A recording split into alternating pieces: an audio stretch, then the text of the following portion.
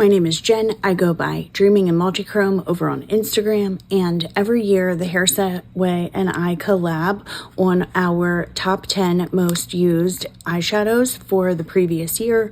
This is our second year doing it, and I am so excited to get into the shadows and talk about why I chose them, how I've been enjoying them, what I've been up to the past year, and really just kind of round out 2024. Also, not to address the elephant in the room, but if you follow me on Instagram, you'll know that I haven't been around very much. I am going to address that at the end, so if you're a friend of mine and you want to stay and hang out and hear a life update, then please stay tuned. I promise I'll get into all of it. So the first shade that I picked, and I use this shade quite a bit when I just need something quick and easy. It can be a one and done. It doesn't look that interesting, but it has this slight lavender shade shift, and it's the shade IEI by Pretties for Your Face. Again, it has this like metallic but slightly lavender gray shade, and it's just beautiful. It truly is a stunning shade that is here is the shade IEI by Pretties for Your Face with Flash.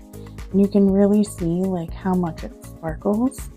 It's a silver base with purple reflex. It's just a beautiful shade.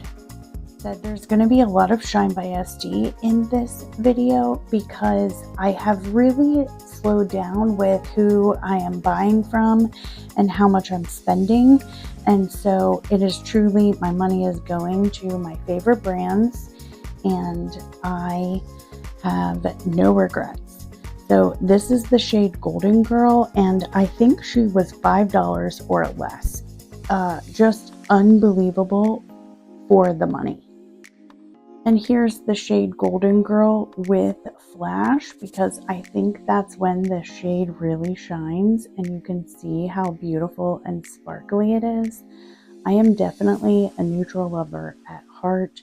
So you can see it has a orange, very warm base with very gold, sparkly sparkles. Like this shadow you can see from across the room. It's just beautiful.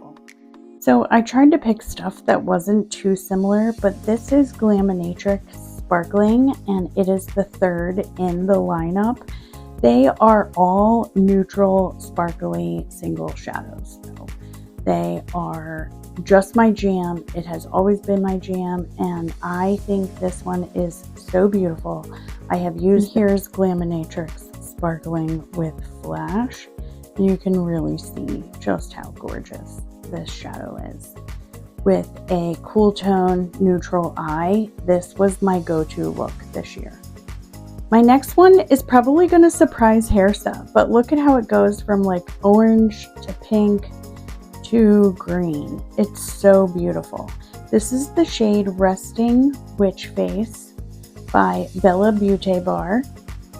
And I do have to play with this formula to get it to stay, but oh, look at that shift. The green, the gold, the orange, the pink, you can see every spectrum. It's such a pretty and beautiful shifty shade. I just love this one. And anytime I want something like this with this level of shift and sparkle, I tend to go for these pink to green shifty shadows. I don't go for shifty as much as I used to, but I truly do love this one, and it lasts a few hours on me. So the next one is the shade Scintillating, and it's by Shine by SD.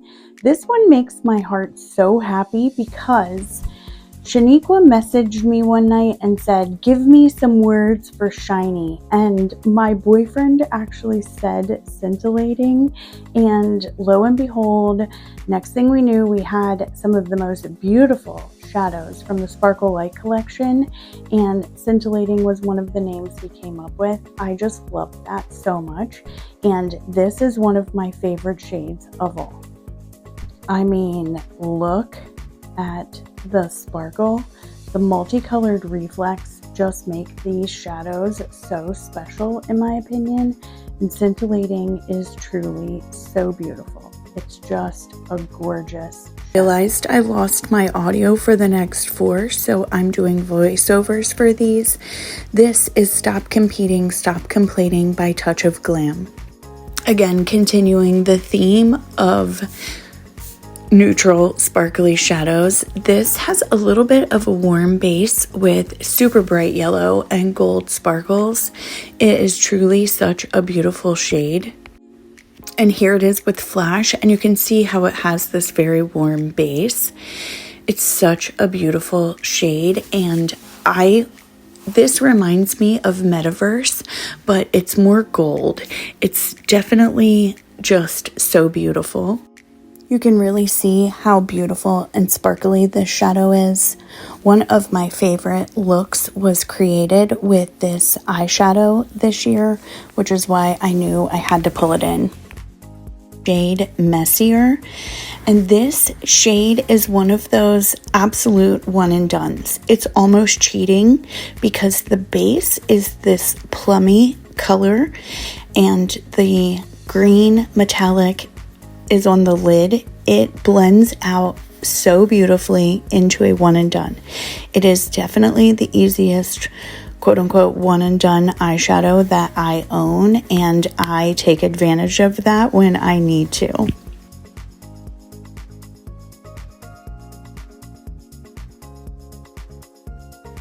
I know this Devinah shade has been around for quite a while. Next up, we have the shade Sunbeam Citrine by Quicksand Cosmetics. I know that this is not the first time I have talked about this shade or shown it on my channel or in collaboration posts.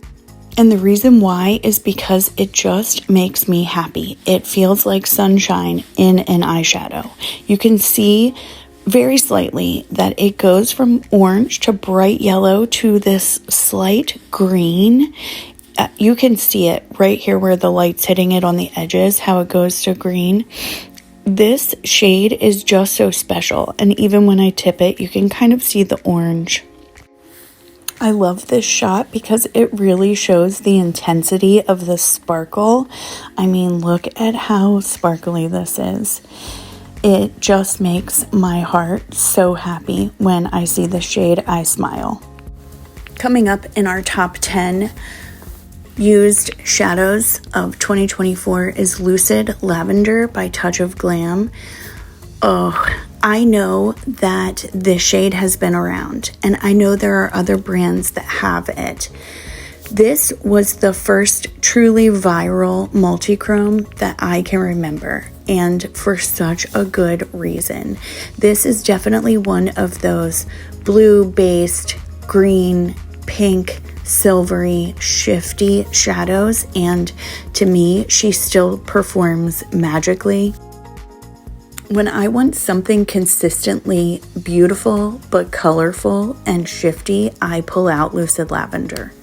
Here it is with flash, and you can really see that blue base with the lavender shift and how sparkly it is.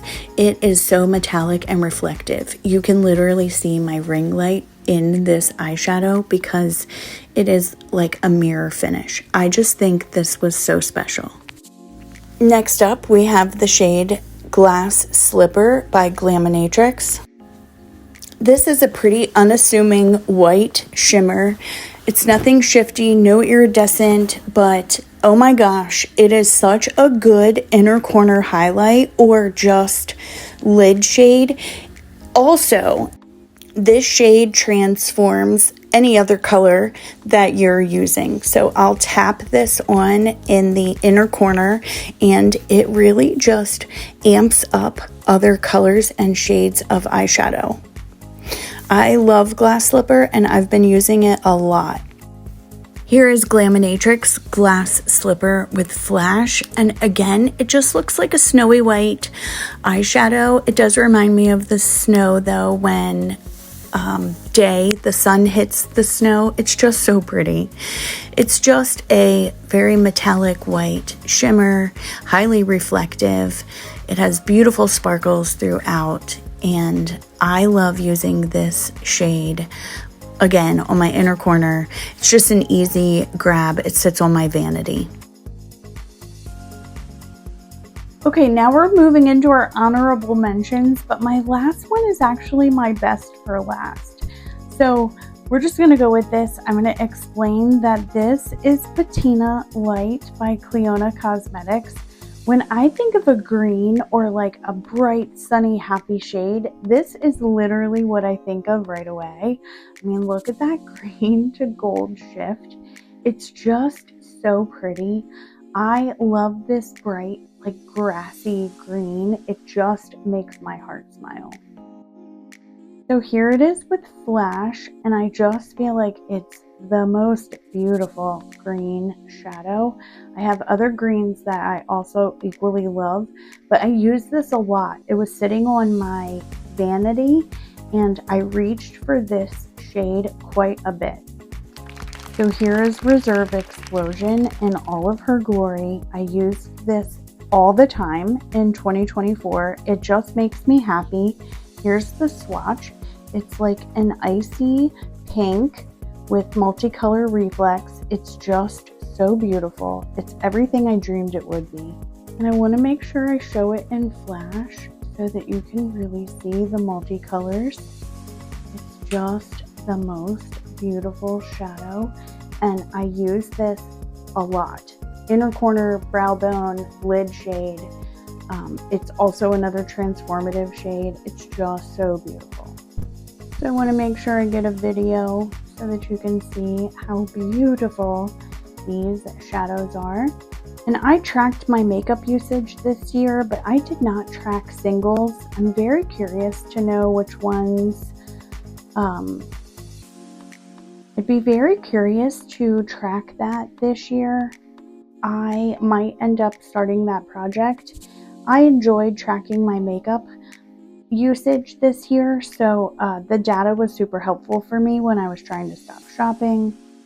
But here they are, and I will show you a clip in low light, right? Here's a clip in low light so that you can really see how beautiful these eyeshadows are and why they were my favorite this year. And Reserve Explosion. I mean, look at how beautiful. One thing I want to say is to my sweet Hairsta, my collab partner, I really kind of left her in the dust and in the dark, and I am so sorry. I appreciate you for trying to pull me back and for always being here for me, for always forgiving me when I need to apologize for disappearing. I thank you for truly being a friend and a loyal one, which is how we became friends, how we stayed friends, and it is something I value in you very much. I can't wait to see all of the shadows that you picked, and I love you guys. So now that we've gone through all of my shadows that I have really enjoyed over the last year, I think it's a really good time to kind of just talk to my friends and give an update on where I've been and what's been going on. So this year I battled one of the worst and hardest health crises I've ever gone through. I know that a lot of people say this, but I had a lot of health issues that hit me all at once and really took me down for the count. I was doing really good. I was building a following. I had a really great community in the Instagram space surrounding indie makeup, and in August, I just shut down. I got COVID, followed by pneumonia the very next week. My kids were sick, and then I was diagnosed with mono, along with some other health concerns that are more chronic that I've been going through diagnosing and treatment. So it's honestly been a lot. I disappeared, and then I felt guilty for disappearing. Then I felt like I wasn't a very good friend. And then it became really hard to come back. I would come back and I would see messages and I would feel like I was letting people down. And there were some friends that remained persistent, and I truly appreciate them for reaching out, for staying connected. I didn't mean to let any of you down, and I'm so sorry that I did. It got to the point where it felt incredibly awkward for me to come back, and it felt like I was forcing something that didn't feel good. I know collectively we went through a lot as the election season came, and I think we've all been living in a state of shock and disbelief. And again, I was battling some health concerns, and it was just really hard. So if I have not answered a text or a message or let you down in some way or disappeared, I'm truly sorry. That doesn't mean that my friendships didn't matter to me, though, or that the people didn't matter to me. Every once in a while, I would kind of peek in on what was going on, and it felt like there was like a lot of controversy and a lot of emotionally heavy topics that were happening, and it just felt like, oh, is that something I really want to get into?